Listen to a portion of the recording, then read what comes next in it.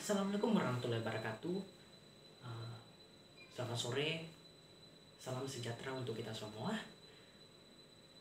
Shalom, Om Swastiastu, Namo Buddhaya, salam kebajikan. Perkenalkan, nama saya Febrianto Samara. Saya mahasiswa di Universitas Negeri Makassar, Prodi S1 Administrasi Negara. Di sini saya akan menjelaskan mengenai materi pengantar sosiologi antropologi, di mana saya akan menjelaskan dua materi. Yang materi pertama yaitu pengertian mengenai sosiologi dan antropologi, dan yang kedua adalah status dan peranan sosial dalam masyarakat. Nah, langsung saja teman-teman, saya akan membahas materi pertama, yaitu pengertian sosiologi dan antropologi. Nah, teman-teman semua, banyak orang berasumsi bahwa sosiologi dan antropologi itu sama. Tetapi teman-teman, yang saya mengatakan sosiologi dan antropologi itu berbeda. Itu kita bisa ketika kita kaji lebih mendalam lagi, sosiologi dan antropologi itu sangat berbeda. Saya menggunakan 3 aspek untuk membedakan kedua ilmu ini, teman-teman. Yang pertama adalah aspek pendekatan dari epistemologi, dan yang kedua adalah sejarah dari berkembangnya kedua ilmu ini, dan yang ketiga adalah lewat objek kajiannya. Di sini ada 2, objek material dan objek formal.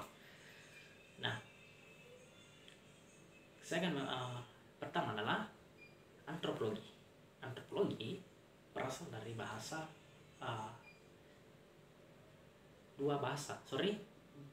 antropologi itu berasal dari 2 kata, yaitu anthros dan logos.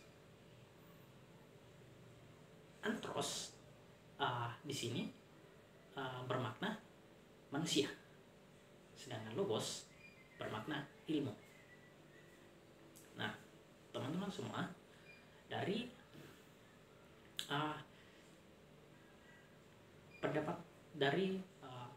pengertian di atas, saya mengutip pernyataan 2 tokoh, dari tokoh tersebut, di mana saya mengutip pernyataan Rolf Holmes mengatakan bahwa antropologi adalah ilmu mempelajari tentang manusia dan segala yang dikerjakan oleh manusia. Sedangkan Alan and Smith mengatakan bahwa antropologi itu bersifat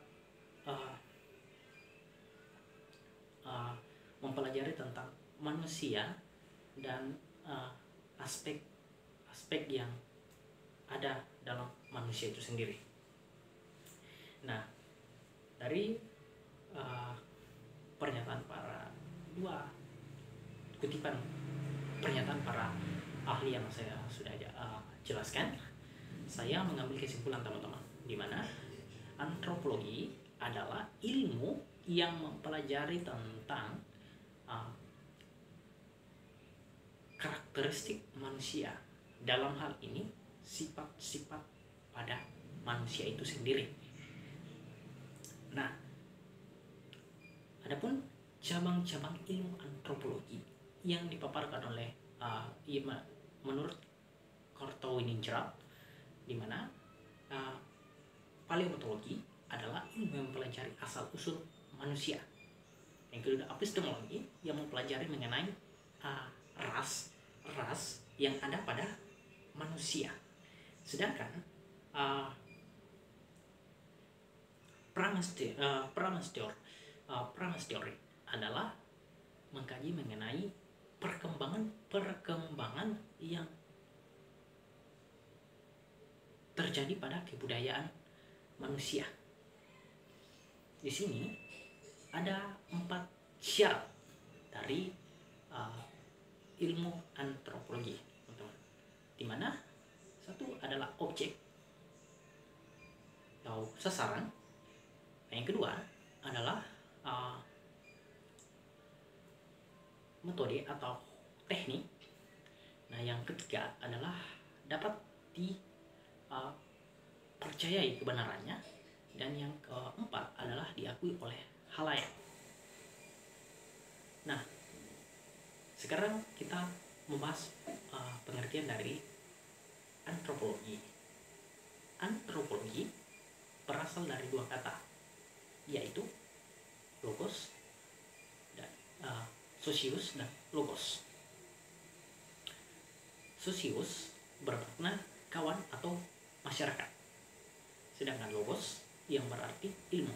Nah, sangat di sini sudah mulai ya ada perbedaannya teman-teman. Yang satu membicarakan tentang manusia, antropologi, dan sosiologi membicarakan tentang masyarakat. Nah, saya mengutip pernyataan dari Auguste de Comte, salah satu tokoh yang dikenal sebagai bapak sosiologi. Auguste de Comte menyatakan bahwa sosiologi itu bersifat statis, di mana mengkaji tentang perkembangan pada masyarakat. Dalam hal ini perkembangannya dalam pembangunan. Nah, ada 4 ciri-ciri dalam pada sosiologi. Yang pertama adalah bersifat teoritis, artinya bahwa tidak mempermasalahkan masalah-masalah yang terjadi pada ilmu tersebut. Nah, yang kedua adalah teoritis, artinya betul-betul mengkaji mengenai ilmu-ilmu yang betul-betul terjadi pada tempat atau lokasi tersebut. Nah, yang ketiga bersifat empiris, yaitu menggunakan akal sehat, yaitu tidak menduga-duga. Nah, yang keempat yaitu bersifat kumulatif, artinya berdasar pada teori-teori yang dipaparkan oleh para ahli. Nah, teman-teman, seperti yang saya tadi katakan di awal, bahwa ada 3 aspek yang saya gunakan untuk membedakan antar kedua ilmu ini.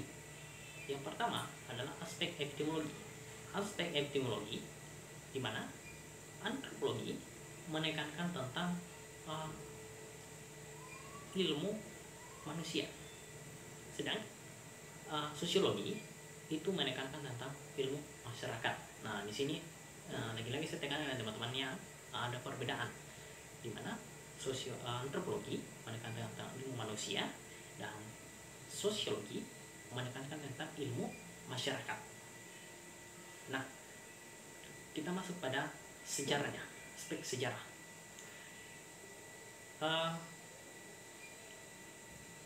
Antropologi lahir dari para masyarakat Eropa, di mana masyarakat Eropa ingin menjawab rasa keinginan tahuan mereka mengenai dinamika atau perubahan-perubahan yang terjadi pada suatu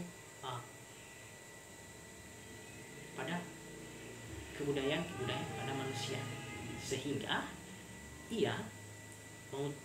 masyarakat Eropa memutuskan untuk menjelajah ke berbagai benua-benua yang ada di dunia untuk mengkaji lebih mendalam mengenai perubahan-perubahan kebudayaan, ras, adat istiadat atau kebiasaan yang dilakukan oleh manusia sendiri. Nah, sedangkan sosiologi lahir dari pokok-pokok pemikiran para ahli, di mana dalam hal ini ahli ingin mengetahui tentang perubahan-perubahan yang terjadi pada diri mereka. Nah, di sini teman-teman saya simpulkan bahwa sosiologi di sini lebih menekankan tentang bagaimana mengkaji tentang perubahan-perubahan yang ada pada diri seseorang. Nah, sekarang kita masuk pada aspek kajiannya. pada aspek kajiannya yaitu ada dua, yaitu kajian formal dan kajian material. Nah, sekarang kita yang pertama adalah kajian material, di mana baik sosiologi dan antropologi sama-sama mempelajari tentang masyarakat, tetapi antropologi lebih tetapi antropologi di sini itu aspeknya hanya mempelajari mengenai masyarakat atau kelompok kecil saja, sedangkan sosiologi mempelajari masyarakat luas. Nah, sedangkan pada aspek formal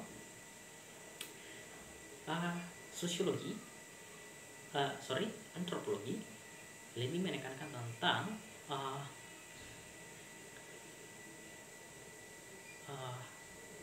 kebudayaan, mengkaji tentang kebudayaan pada kelompok-kelompok manusia atau masyarakat. Sedangkan sosiologi lebih menekankan tentang interaksi pada masyarakat. Nah, saya kira jelas ya teman-teman antara perbedaan sosiologi dan antropologi. Nah, sekarang kita masuk pada materi yang kedua, yaitu status dan peranan. Nah, status dan peran tentu teman-teman sudah tidak asing lagi mengenai status dan peranan yang karena status dan peranan ini sering teman-teman jumpai. Namun, apa yang dimaksud dengan status dan peranan? Lalu, jenis-jenis status dan peranan apa saja yang ada dalam masyarakat? Nah, status adalah kedudukan seseorang pada masyarakat. Sekali lagi, status adalah posisi atau kedudukan seseorang dalam masyarakat. Nah, adapun jenis-jenis status di sini adalah yang pertama, yaitu ascribed status, yaitu status tanpa melalui usaha. Ascribed status status yang maksud status di sini tanpa melalui usaha adalah bagaimana seseorang memperoleh status tanpa bekerja keras dahulu dan mendapatkan status. Contoh dari ascribed status ini atau status tanpa usaha adalah gelar kebangsaan yang didapatkan seseorang tanpa melalui usaha atau kerja keras. Nah, yang kedua adalah asipet status atau status yang diperoleh melalui usaha. Nah, adapun status ini, contoh dari status ini adalah sebagai misalkan guru, dokter, dan lain sebagainya. Tentu untuk memperoleh status tersebut harus memerlukan tahapan proses yang harus dijalani seseorang untuk memperoleh status tersebut. Nah, yang ketiga adalah signet status yang diperoleh dengan cara dianugerahkan, atau status yang diperoleh dengan cara dianugerahkan, teman-teman. Nah, contoh dari status ini adalah gelar kebangsaan, gelar pahlawan. Nah, di mana seseorang yang telah berjasa misalkan pada negara atau bidang-bidang lain tentu akan mendapatkan gelar sesuai dengan apa yang dilakukan oleh seseorang tersebut. Nah, sekarang kita masuk pada peran. Peran adalah tingkatan sesuai dengan status yang ada yang dimiliki seseorang. Nah, sekali lagi, peran yaitu tingkatan atau peran yaitu tingkah laku sesuai dengan status yang dimiliki. Nah, ada jenis-jenis peran di sini, teman-teman. Yang pertama adalah berdasarkan cara mendapatkannya. Nah, terbagi dua, yaitu peran bawaan. Nah, peran bawaan adalah peran yang menjadi bawaan seseorang. Contoh dari peran ini adalah peran seorang ibu, peran seorang ayah, dan peran seorang anak. Nah, yang kedua adalah peran pilihan. Nah, peran pilihan di sini adalah dimaksud peran pilihan adalah seseorang yang menentukan perannya itu sendiri. Contohnya, peran menjadi seorang guru, peran menjadi seorang dokter, peran menjadi seorang polisi, dan lain sebagainya. Nah, selanjutnya adalah berdasarkan cara pelaksanaannya. Nah, yang pertama berdasarkan cara pelaksanaannya, peran yang diharapkan oleh masyarakat. Tentu kebanyakan peran ini dilakukan oleh seorang abdi negara, yang mana pasti peran tersebut pasti mempunyai harapan-harapan dari masyarakat tentang kinerja dari orang tersebut. Nah, yang kedua adalah peran disesuaikan. Nah, mungkin teman-teman kedua materi ini sudah saya sampaikan, dan juga apabila ada kesalahan dalam penjelasan materi atau ada kata-kata yang tidak berkenan di hadapan teman-teman semua, saya mohon dimaafkan. Saya akhiri. Assalamualaikum warahmatullahi wabarakatuh dan terima kasih.